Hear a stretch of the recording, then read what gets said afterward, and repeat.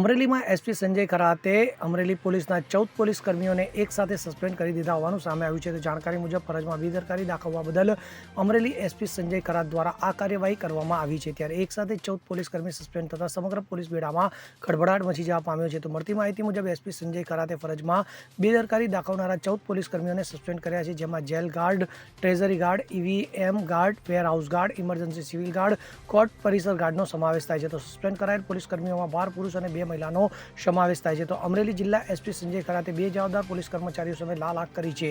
આ 14 પોલીસ કર્મીઓ દ્વારા વગર રજાએ ગાર્ડ ડ્યુટી નિભાવવામાં આવી ન હોવાથી તેમની સામે આ કાર્યવાહી કરવામાં આવી છે. Bureau report CN24 news.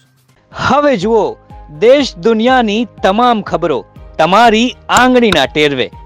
ઉઠાવો મોબાઈલ અને Google Play Store પરથી ડાઉનલોડ કરો અમારી CN24 ન્યૂઝ મોબાઈલ એપ.